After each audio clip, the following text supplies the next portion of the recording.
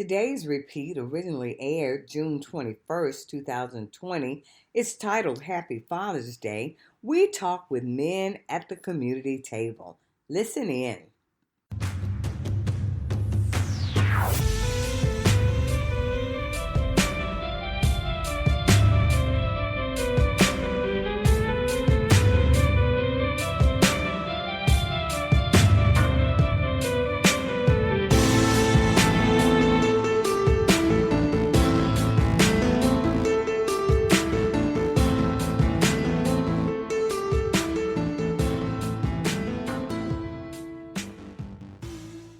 Welcome to Earrings Off. I'm Lou. And I'm Teresa.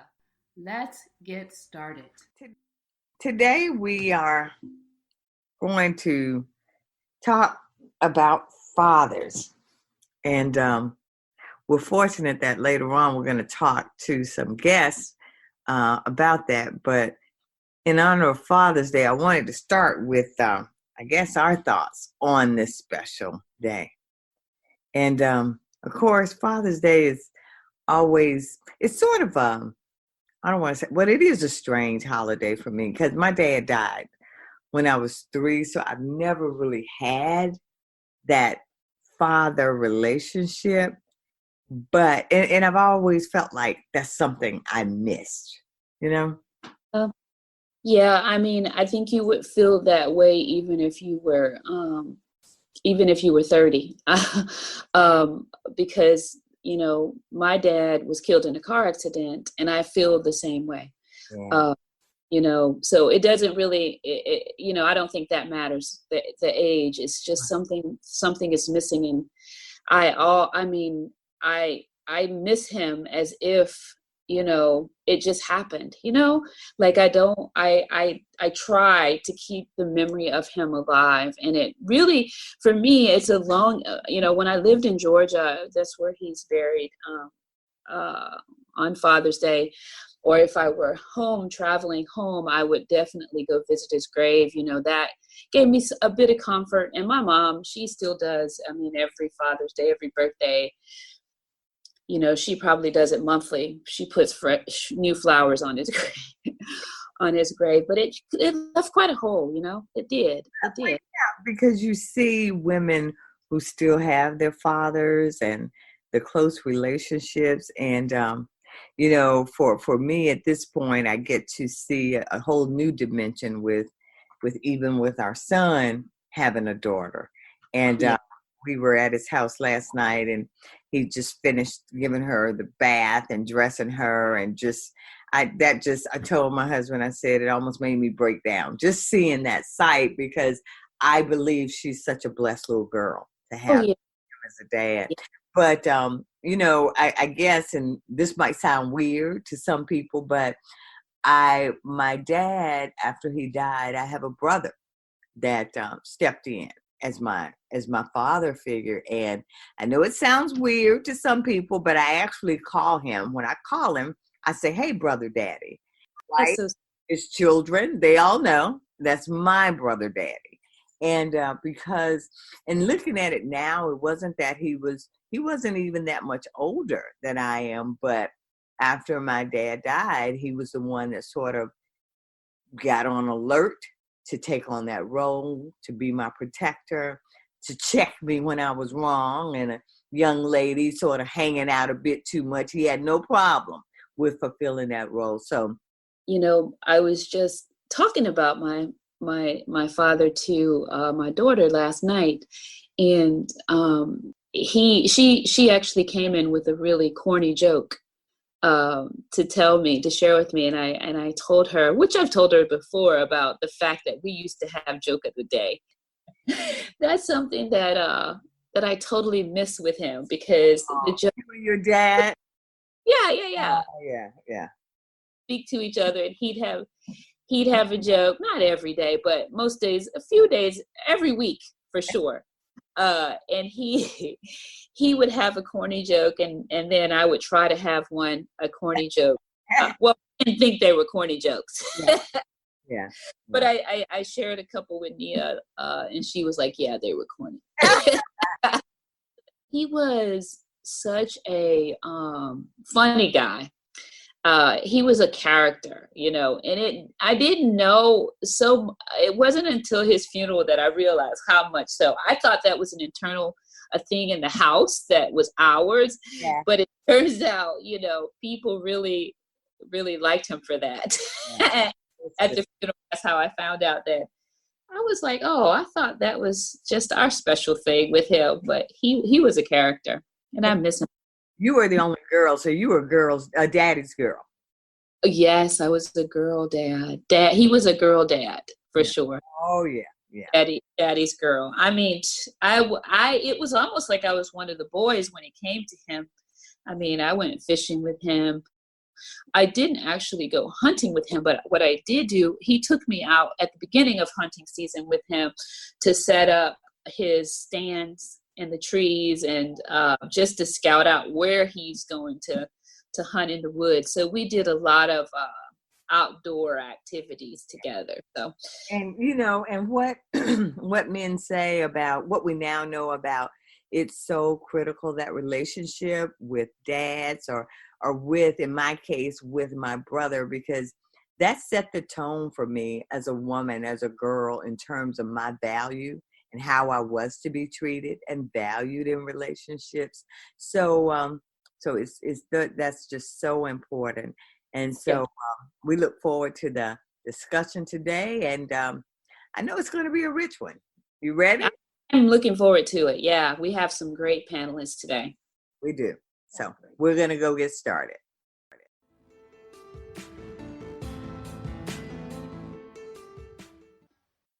We are here today, a very special day. This is our second community table, and we're doing it in honor of Father's Day. So we have with us some special guests, to both Teresa and to me, some men in our lives. Even though this show is done by two females, we certainly understand that the success of our families, the success of our communities would never happen without our men. That's right. So that's a reality. They are of critical importance to who we are. And so as we get ready to think about Father's Day, we wanted to hear from some fathers. And so you are going to be fortunate that you are going to be able to listen in on the conversation. We have with us today Conway and Greg, Antoine and Daryl. And so they are all fathers, wonderful fathers.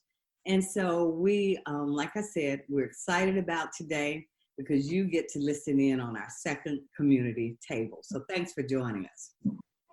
Thank you so much for agreeing to chat with us today.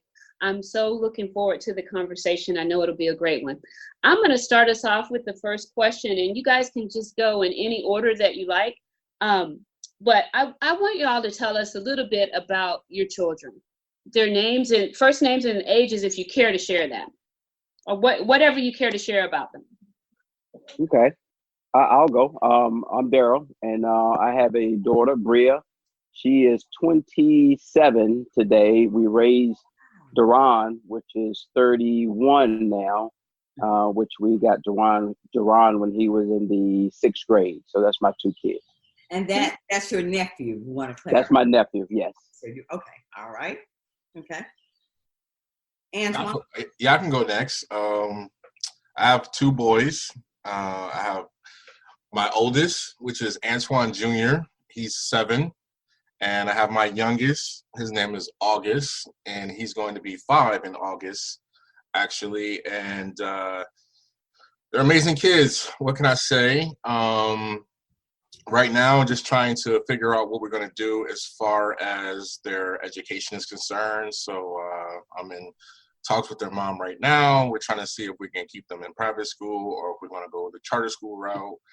But I read with them, every day, and they enjoy it. They love it. So, they make me happy. So, yeah, those are my two boys. Good stuff. Greg? Thank you, Lou. Good morning, everyone, and happy Father's Day. We have 3 boys. Breland is 30, Keaton is 25, and Fabian is 20. So we were on the 5-year plan when all 3 boys. Okay. And Conway? Thanks for having me. I have 2 children. I have Conway, he is 40, and Kimberly, who is 38. Between the 2 of them, I have 5 wonderful grandchildren. I have probably the best kids in the world, and I'm saying that jealously. I mean, I really do believe they're just great, wonderful kids. They really are. And Excellent. Some of my preaching has fallen on fertile ground and Yeah. So we've got a lot of variety there in terms of, parenting, so that we expect that we will hear more about that will come forward. So now I know for me as a mom, family and friends, they always mean well, and they always are ready, particularly when you're new at this and the kids are younger, to offer advice. So with that, what advice would you offer to anyone that's about to become a father, or maybe a new father? Think about that for a minute. What piece of advice can you share, something that you've learned or that you sort of hang your hat on as a dad? I have really, this is Daryl, I have respect for single moms. I mean, if you're raising a child with one opinion or one way of seeing things, I think and I say that to Antoine, when he got young kids, it's going to be difficult to try to do that with one person. And dads, again, I love moms to death, and I have a mom, and my father passed. But some of the advice that I was able to give Abria in reference to how, especially a female, how men are going to treat her, or how a man should treat that female, you have to stand up and be there for that person, because she's going to have questions. And when she had questions, I mean, again, listening to other friends that I respect, and I always say I surround myself with people that are a lot smarter than I, so I can get that opinion and be able to raise my child. So again, I mean, Greg, Dooley, all your husbands and all the things that are in our lives, we got to listen to the fathers. But I do have my hats off to the single parents, because it's tough. So you're saying you tried to show her then, Daryl, what to expect in terms of her relationship with me. Yes, exactly. That's very, very, very important, because I can tell you, my dad died when I was young, and you really do miss that. I don't care how old you are, you miss having that dad. I still do. Do. And I had strong men, but they are critical. So And so, so can one of you share? Okay, Conway. Well, I think the biggest lesson that I really didn't have anybody really mentoring me. It's a father. My father was gone. My mother was an invalid, and my focus centered around my grandparents. So I took a little bit of everybody that I knew to, I guess, pattern my life after. My father was not the role model I wanted to follow. He was a good guy, but he just didn't have it. As far as lessons, I think the biggest one I've had to come to grips with is being flexible. Okay. Wow. Good one. Good about that, Conway. In your mind, when your child is born, you have a set plan. An objective. And you know what road they should follow, what they should do, and you try to imprint that on them all their lives. And at some point in their life, they're going to deviate from that road. And you can yell, you can scream, you can do whatever you want to. It ain't. That's right. It's not going to work. So you have to be flexible and let them fail. That's just be there for them when they fall. Right. You can, because I know when when I was young, I was one of these know-it-all kids that, I knew everything. My dad looked at me and said, "Is that what you want to do today? Go right ahead." I mean, I was changing daily, my objectives, and he just got tired. He got tired of talking to me, got tired of preaching to me. And that's good stuff though. That is good. Also explains to me a lot about you, Conway, but that's a discussion for all. Okay. Now, Greg, Antoine, can you share what advice for new dads or for me, I have this conversation quite frequently with a lot of my friends, as most of them are just starting to have kids or have, in the process of at least discussing having kids with their significant other. I'll change gears a little bit. I'll talk a little bit more about the relationship and establishing love within the household, because I feel like kids, when they see their parents happy being together and create a home of happiness, they tend to thrive in that environment either way. So for me, I think the advice that I typically give my friends is having a support system when you start having kids. I think that's critical, because I think that too often you can fall into the trap of everything being about your kids. Every conversation is about your kids. You're so worried about your kids' future, what they're going to be doing, what their grades are, what activities they're going to be involved in, that you kind of lose that relationship aspect with your partner. And at that point, what I've seen from a lot of older couples is once their kids leave the house, it's like, what are we going to talk about now? What are we going to discuss now? So for me, I think that you have to keep the relationship aspect with your significant other. And in order to do that, you have to have the support to, watch your kids so that you can still go on dates, you can still take vacations, and so on and so forth. And when, again, as your kids grow up, and they see that love in the household, and they see two parents that care about each other and love each other and always showing each other affection, that's something that they can then take and they can grow and learn to do with their significant other. So now you're setting a trickle-down trend of love. Right. And I think, you can then be someone that your kids look up to. Right. And your kids look up to you, your kids respect you, they're more likely to listen and take advice on what you have to offer.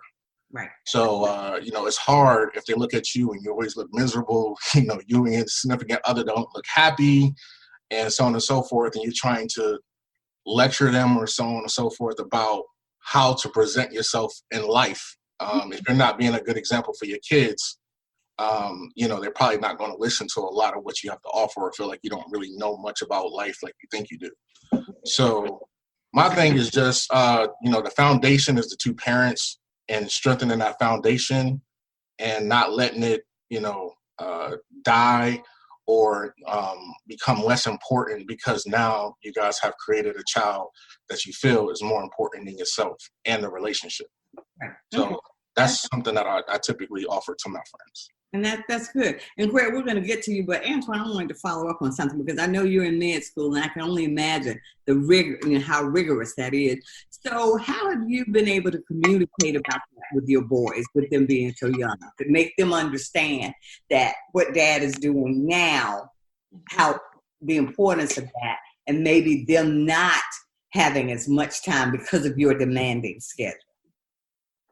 Very, very, it is difficult. My kids are in Maryland. I am here in Boston. When I first moved to Boston, I was periodically going to visit them, to spend time with them, just to stay a part of their lives. But one thing that I tried to do is I tried to kind of show them what it is that dad do and why it is that I'm away. So therefore, I would get them and bring them to Boston. I would show them where I live.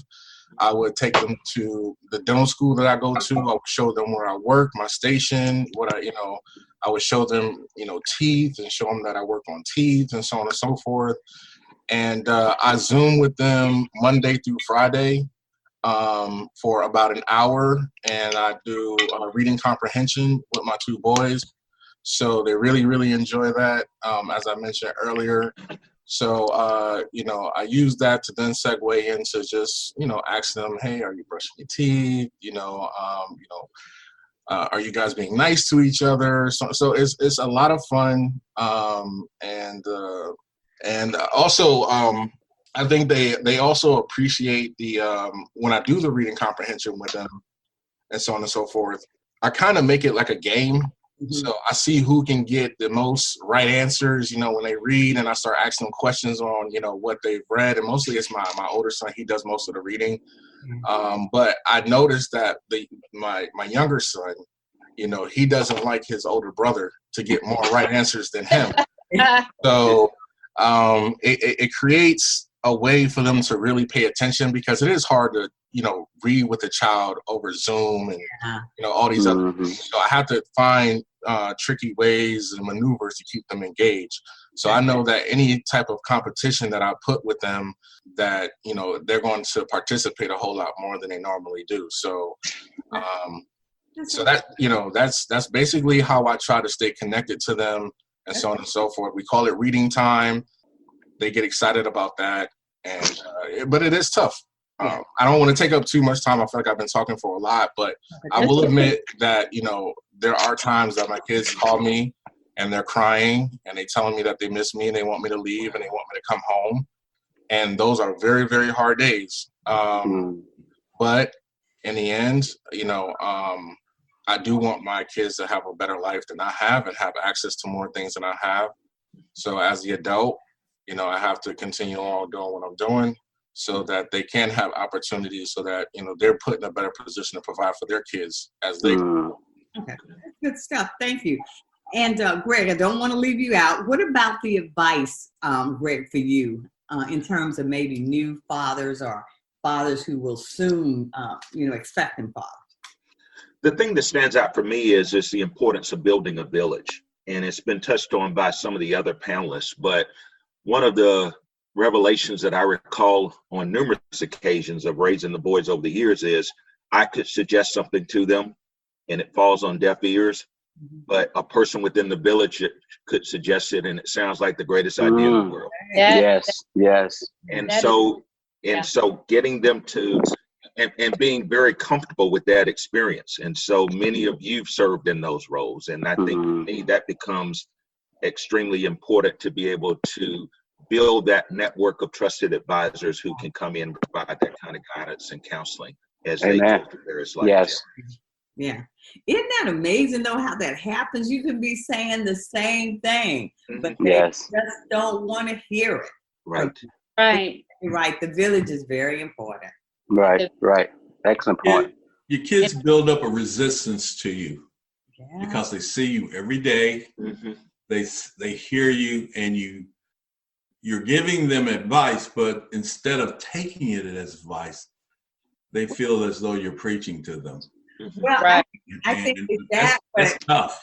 I think that, but and maybe none of you have had this, but in our household, I think the problem was we were seen as losers. When you get a loser, when they think, oh, with the big L with you, they just don't want to hear what you have to say. Yeah. Yes. So, is that there's the respect there, and but in the back of their mind, they're going loser. So but that's true. But you also the information that they receive from that other person, they had to trust that person. That's very true. And they have seen that person around their parents, the interaction with that individual. So the kids, again, when they see that and say, okay, man, that's got to be right, or halfway right, because my dad and my mom trust that person and they're giving me the same advice. So that's very important. That's very important.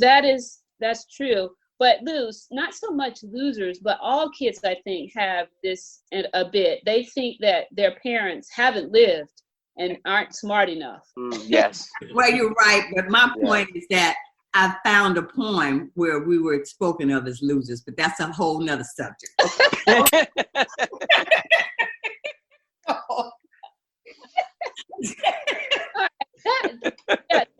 guys.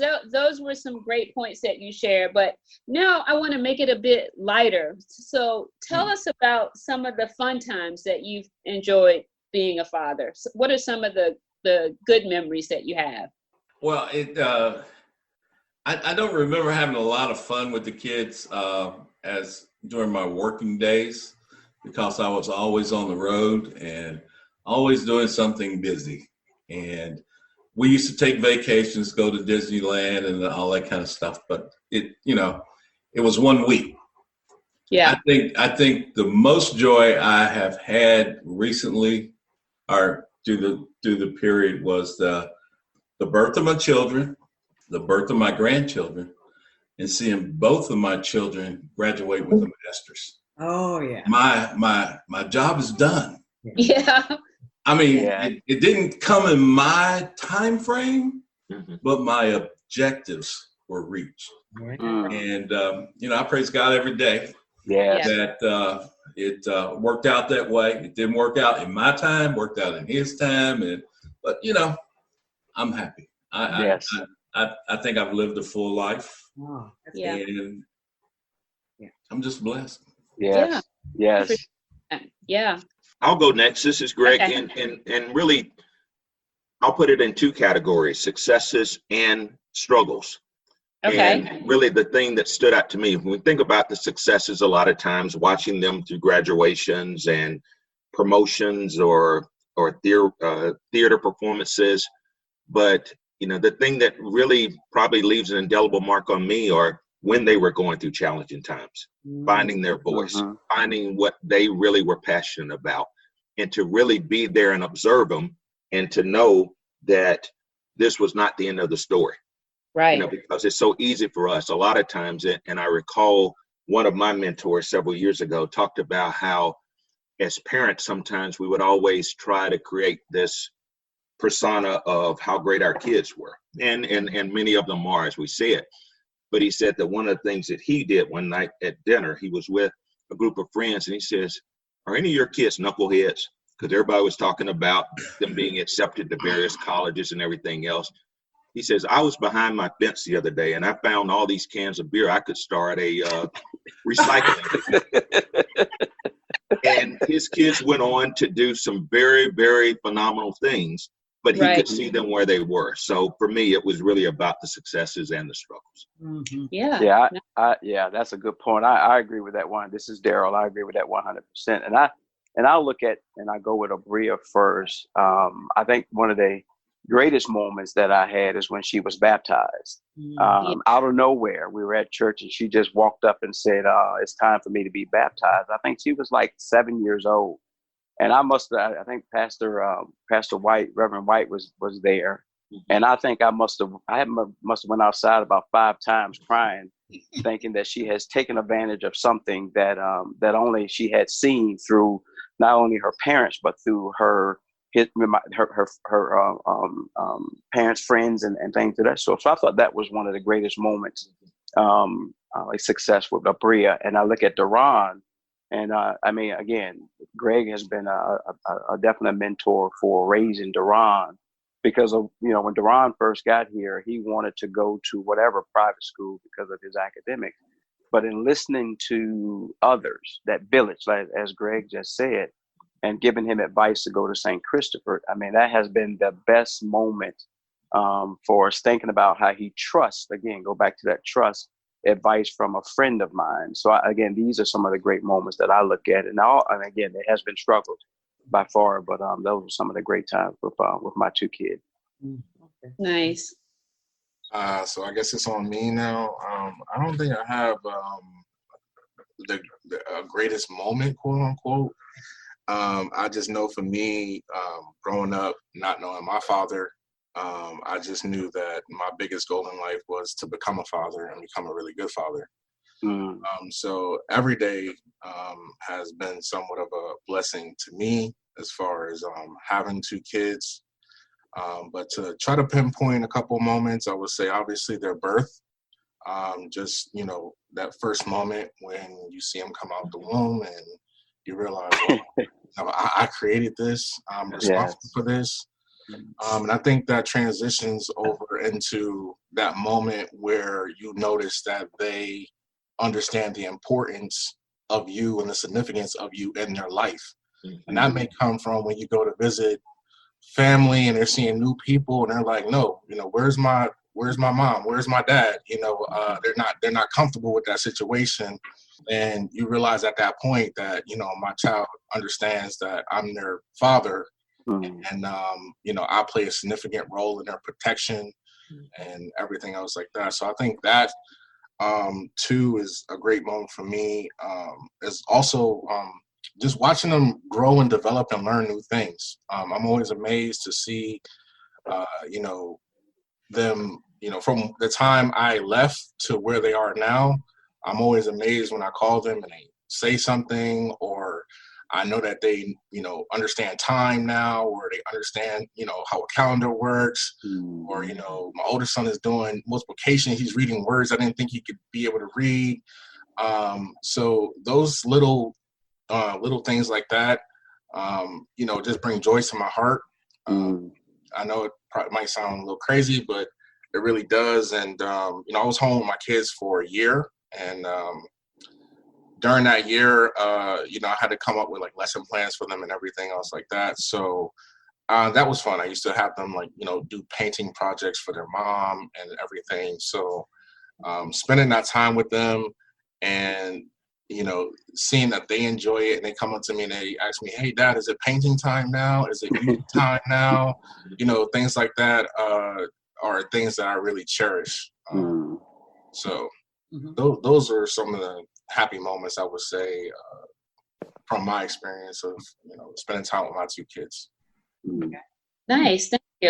Thank you guys. So Greg sort of segued into our next question, and it was nice that you tied them both together, the happy times and the challenges. So are there any challenges that the other gentlemen on the panel would like to share? Do you have any of those challenging moments and that might have led to a lesson learned or an aha or something of that nature? I'll go first on that one. Lord, no. This is Daryl.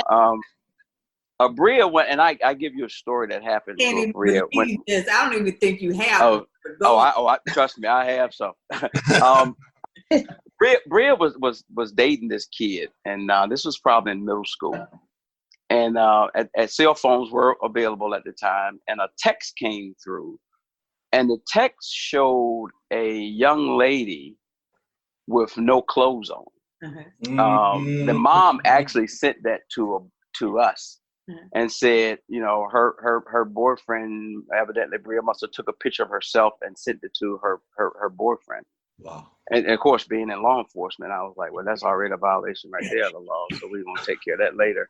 But with that said, we looked at the picture, and Arlene was like irate. I mean, she was going crazy. Bria upstairs in the bedroom, and she runs upstairs, and I'm running behind her because she's about to kill my daughter. Looking at the picture, and we got upstairs and showed Bria, you know how parents will get when they see something surprising that their child has done.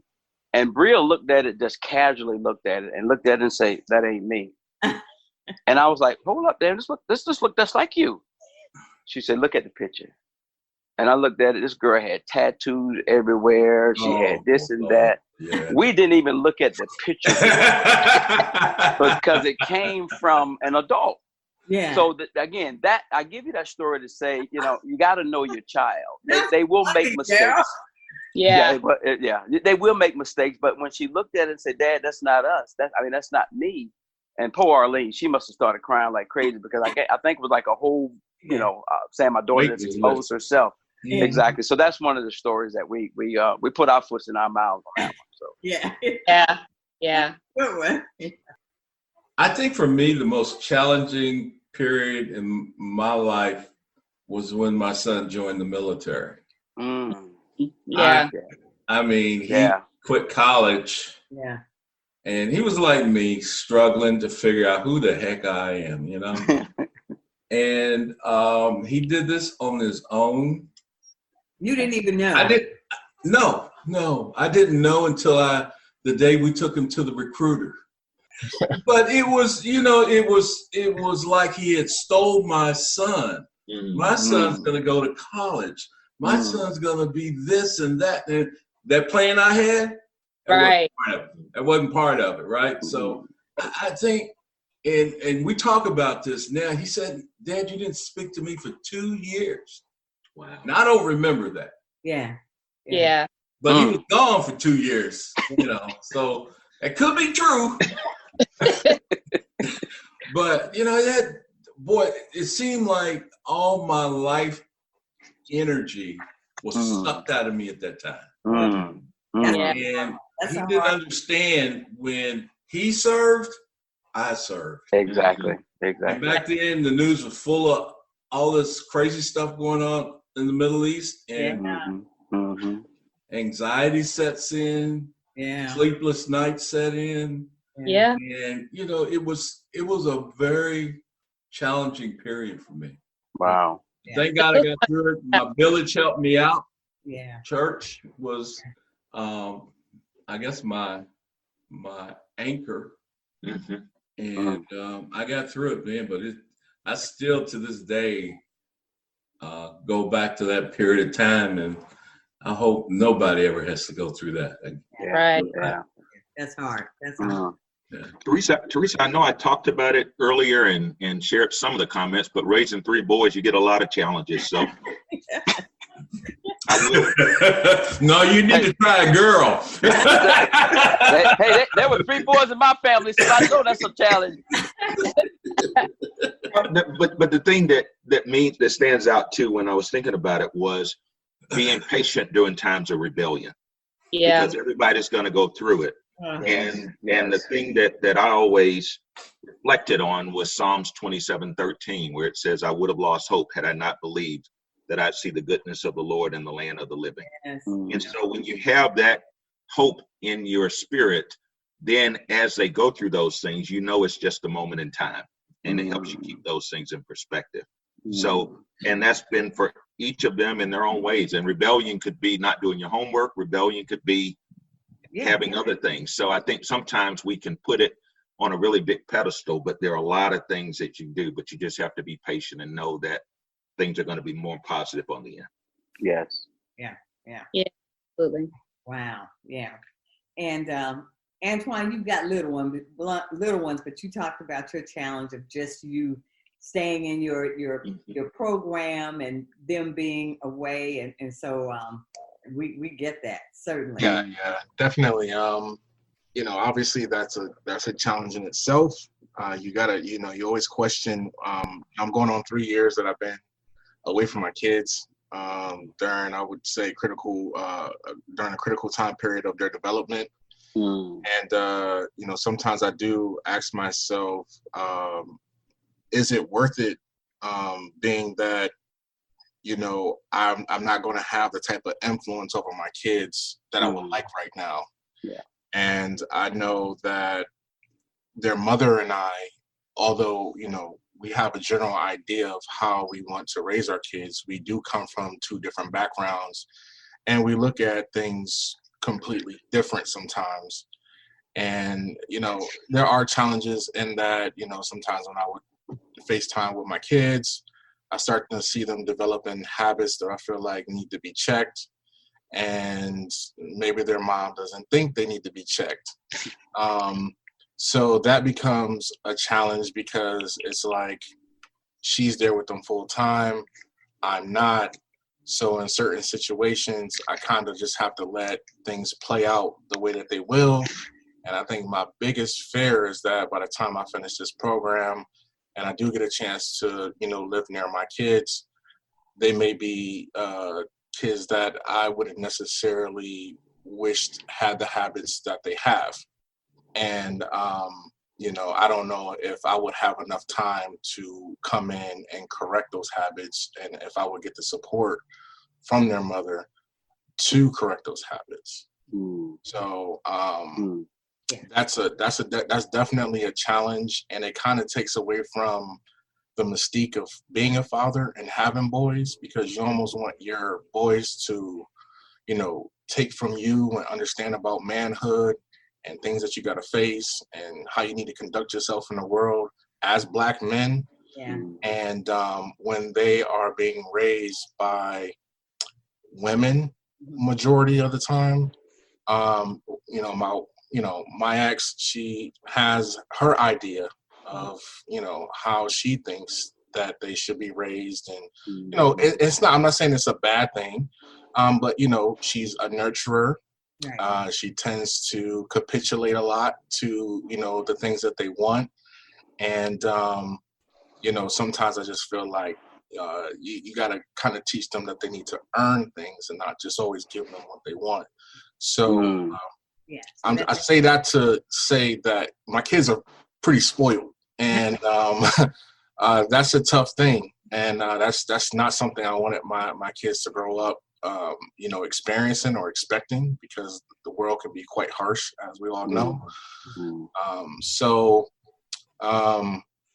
I have had conversations with my ex about, taking on more responsibility once I finish school, as far as having the kids come stay with me, just to, be under a man for, a couple years and so on and so forth. And I pretty much got shot down with that. So I'm just trying to come up with different strategies now on how to be more of an influence in my kids' lives and, raise them to be, proud Black men that are going to go into the world and really accomplish something, and understanding that, it's not just about yourself, but at some point in time, you too are going to have kids, and you need to put yourself in a position to, give the kids, even more opportunities than you may have had. So, I tell you, I certainly understand the point you're making on that. That can be absolutely challenging. We've enjoyed this conversation today. We want to end with you sharing, if you would like, one favorite dad memory, one thing that you remember that you maybe was a special moment for you and your child, or if you wanted to share that one favorite memory from being a dad. Anybody? I guess this is Conway. Uh-huh.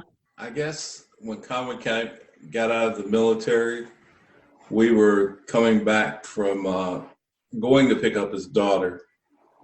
And we had a conversation that I never thought we would have. And he opened up to me like he has never opened up before. And I mean, I almost cried because he said that, Dad, I wish I had have listened to you early on. I could be so far ahead doing what you told me to do. How old was he when he said that? Pardon me? How old was he when he said that? 28, 29. Yeah, I thought I would never hear those words from him. But I looked over at him. I said, "Who are you? Where's my son?"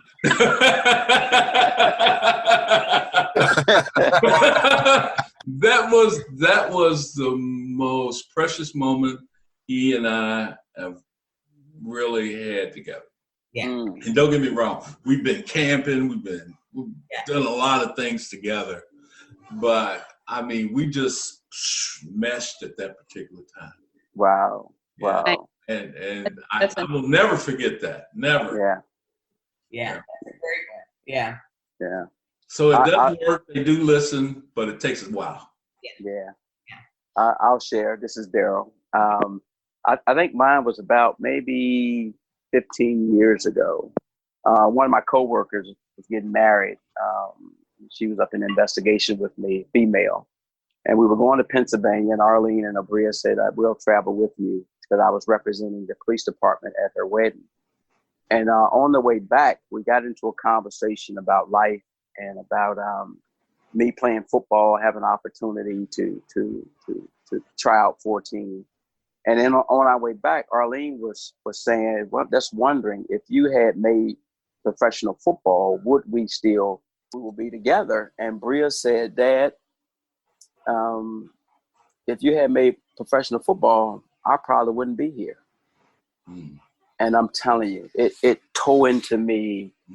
I mean, she actually came out, I guess she was maybe 10 years old. We're having this conversation coming back, just the mom and I, and she said that I probably wouldn't be here. And that crushed me.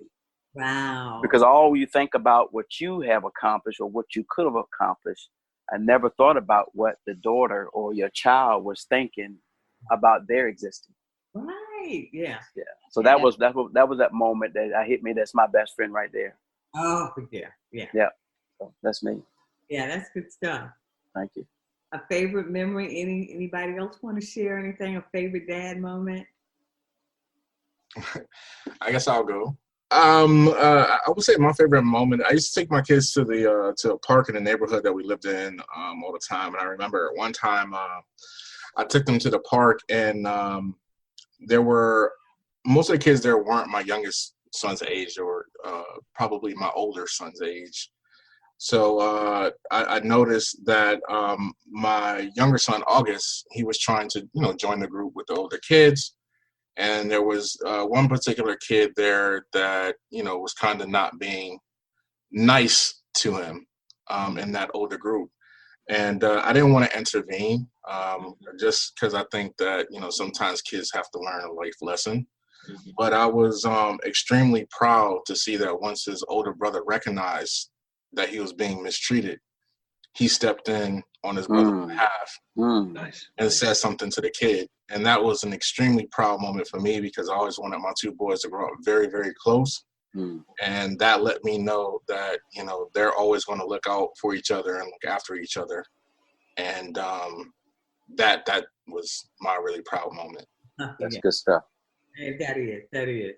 Yeah. Greg? And for me, I think the one that stands out for me was several years ago. I don't know if I stopped getting Father's Day gifts or if I ever got those. But I would ask them to write down their thoughts. And about 4 years ago, after the Trayvon Martin verdict, I had asked each of them to share their thoughts about the Black communities and police officers. And what was so revealing was I had a chance to reread what they wrote 4 years ago, earlier this week, and to see how relevant a lot of their thoughts and comments are.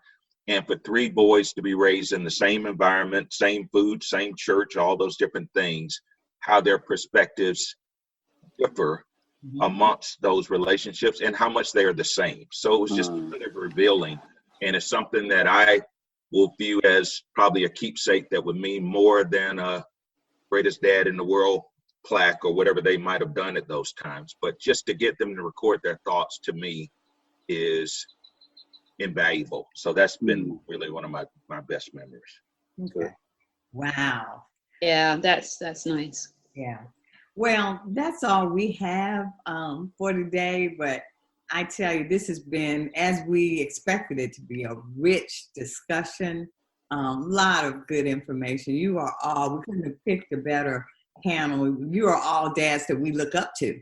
And right. We're excited with what we're excited about what you shared and how comfortable you were with sharing. I just want to thank each of our panelists for participating. Thank you. Thank you. Thanks for having me. Happy Father's Day. Well, absolutely. Happy Father's Day. Great. Father's Day. All of you take good care. And again, thank you. Have a good day.